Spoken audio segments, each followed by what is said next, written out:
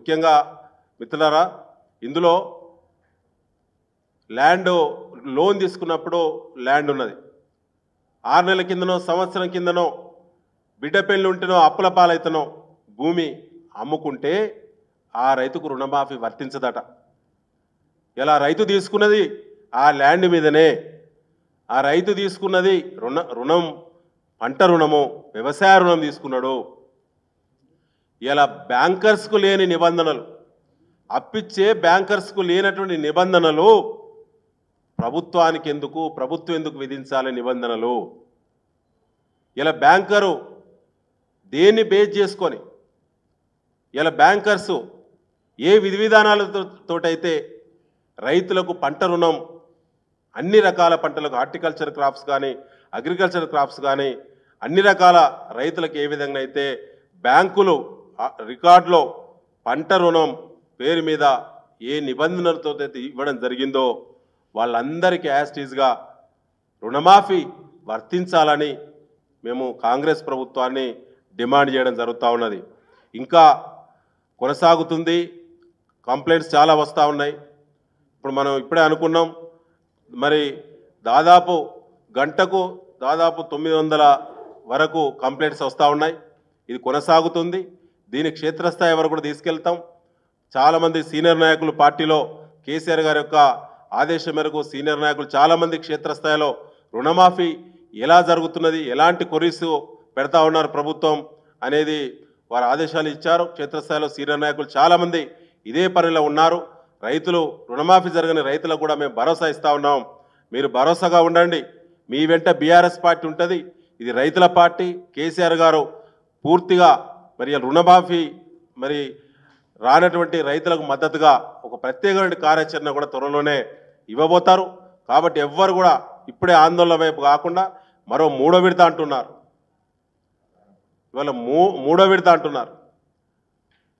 తెలంగాణ ప్రభుత్వం గతంలో కేసీఆర్ గారి ప్రభుత్వం, మా ప్రభుత్వం ఉన్నప్పుడు ఆనాడు రుణమాఫీ అయినటువంటి రైతుల సంఖ్యతో పోలిస్తే ఇవాళ 50% మందికి కూడా రుణమాఫీ జరగడం లేదు. ఇలా కమతాలు, చిన్న కమతాలు ఎక్కువైనాయి. తెలంగాణ రాష్ట్రం వచ్చిన తర్వాత డెఫినెట్గా అకౌంట్స్ కూడా ఎక్కువైతాయి. కానీ ఇలా తక్కువ చేసి చూపించడమే ఒక కుట్ర. చిత్తశుద్ధి ఉంటే ముఖ్యమంత్రి రేవంత్ రెడ్డి రాష్ట్రంలో ఉన్న మొత్తం అన్ని బ్రాంచ్ల వారిగా, అన్ని బ్యాంకుల వారిగా, అన్ని బ్రాంచ్ల వారిగా వాళ్ళ ఆపరేటెడ్ అడాప్షన్ విలేజ్ల వారిగా రైతుల సదస్సు నిర్వహించాలి. ప్రభుత్వ పరంగా క్షేత్రస్థాయిలో ఉన్నటువంటి ఇబ్బందులను ప్రత్యేక అధికారులను నియమించి రైతుల నుంచి అభిప్రాయ సేకరణ చేయాలనేదే BRS party demand. Thank you.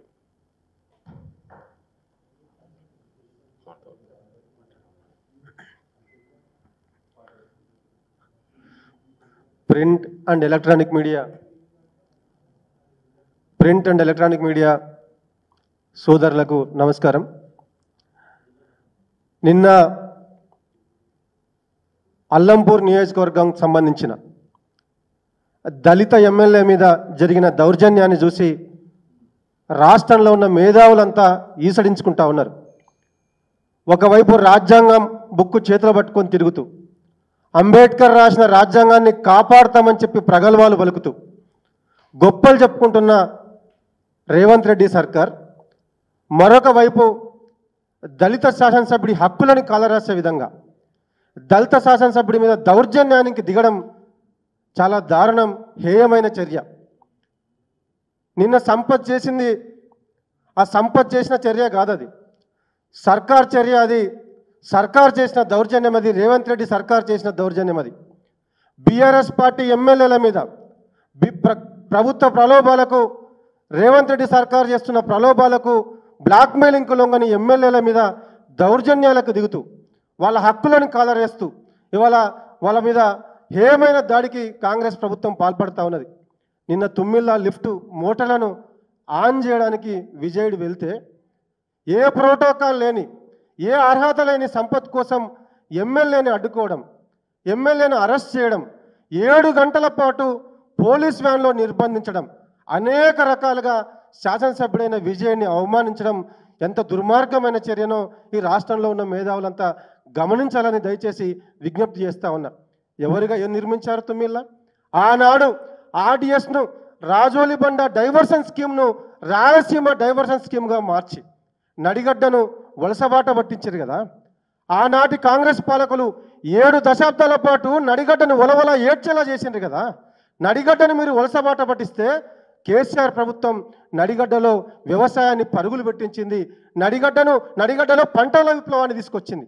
ఆ చర్యల్లో భాగంగానే బచావత్ ట్రిబ్యునల్ కేటాయింపుల మేరకు, ఆ బ్రిజేష్ కుమార్ ట్రిబ్యునల్ కేటాయింపుల మేరకు 15.9 టీఎంసీల నీటిని పూర్తిగా నడిగడ్డలో వినియోగంలోకి తీసుకురావడం కోసం 800 కోట్లకు పైగా వెచ్చించి తుమ్మిళ్ళ ప్రాజెక్టు నిర్మించింది కేసీఆర్ ప్రభుత్వం కదా. తుమ్మిళ్ళ ప్రాజెక్టును నిర్మించి D22 నుంచి D48 వరకు డిస్ట్రిబ్యూటర్ల వరకు పూర్తి స్థాయిలో 55,000కు పైగా ఎకరాలకు నీరందించింది కేసీఆర్ గారి ప్రభుత్వం కదా. 87,500 ఎకరాలకు నీరందించాల్సిన ఆర్డిఎస్ను ఏనాడైనా 30,000 ఎకరాల కన్నా మీరు నీరు బారించిన చరిత్ర ఉందా కాంగ్రెస్ పార్టీకి? మీరు కాలువలను ఎండబెట్టిండ్రు కదా, పొలాలను ఎండబెట్టిండ్రు కదా, నడిగడ్డ రైతుల ఉసురు తీసుకున్నారు కదా, మీరు వాళ్ళ కంట రక్త కన్నీరు కార్పించారు కదా మీరు కాంగ్రెస్ పాలకులు.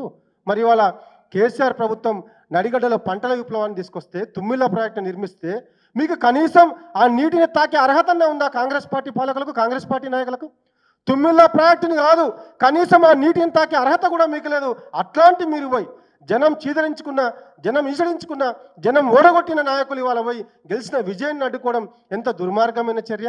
దీనివల్ల రాష్ట్రంలో ఉన్న అందరూ కూడా ఈసడించుకుంటా ఉన్నారు. ఇవాళ రాష్ట్ర మంత్రి జూపల్లి నాయకత్వంలో రాష్ట్ర ముఖ్యమంత్రి రేవంత్ రెడ్డి గారి ఆదేశాల మేరకు నడిగడ్డలో కాంగ్రెస్ ప్రభుత్వం కీచకత్వాన్ని నడిపిస్తూ ఉన్నది, అరాచకత్వాన్ని నడిపిస్తూ ఉన్నది. గద్వాల ఎమ్మెల్యే మీద గవర్నమెంట్ చేసిన బ్లాక్మెయిల్ రాజకీయాన్ని అల్లంపూర్ ఎమ్మెల్యే మీద కూడా ప్రయోగిస్తూ ఉన్నది. దీన్ని మేము చూస్తూ ఊరుకోం. త్వరలోనే నడిగడ్డలో బీఆర్ఎస్ పార్టీ భారీ బహిరంగ సభ నిర్వహించబోతా ఉన్నది. కేటీఆర్ గారిని, హరీష్ రావు గారిని ఆహ్వానిస్తూ ఉన్నాం.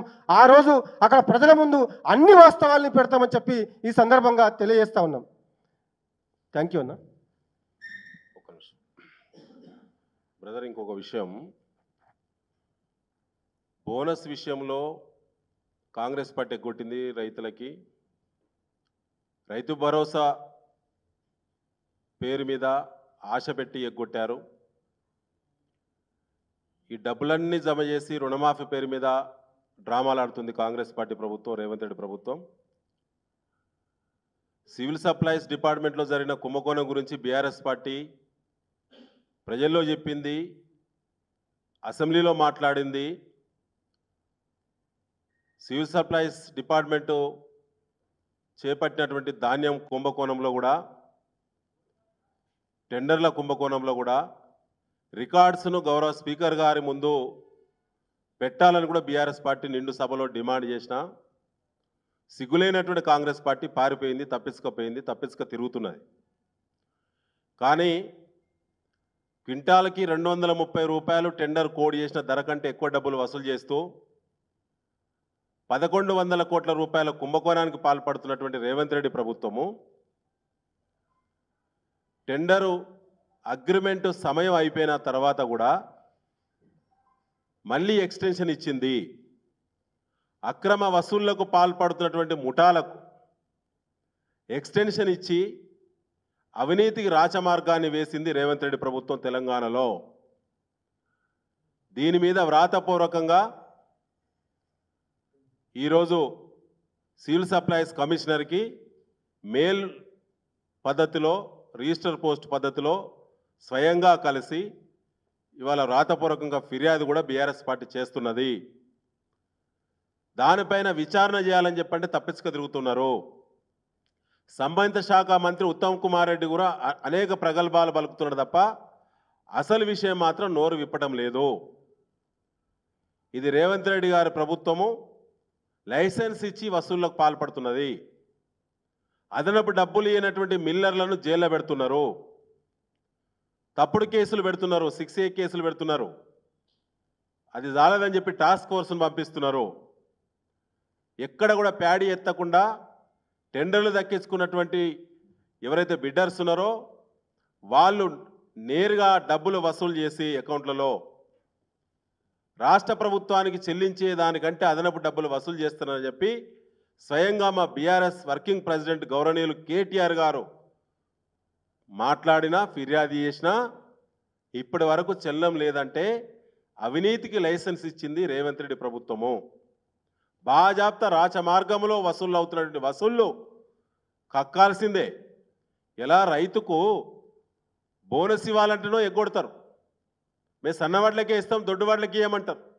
అదే దొడ్డువాట్ల టెండర్ మాత్రం రైతు చెమట చుక్క నుంచి వచ్చినటువంటి దొడ్డువాట్ల టెండర్లు మాత్రం క్వింటాల్కి 230 రూపాయలు వసూలు చేసుకు తింటారు. కానీ రైతుకు మాత్రం దొడ్డువాట్లకు బోనస్ ఇస్తామని చెప్పి ఎగ్గొట్టిన్లు. ఇది రాష్ట్ర రైతులందరూ కూడా గమనించాలని చెప్పి, రైతులందరూ కూడా చైతన్యవంతులు కావాలని చెప్పి ఈ సందర్భంగా మేము కోరుతున్నాం.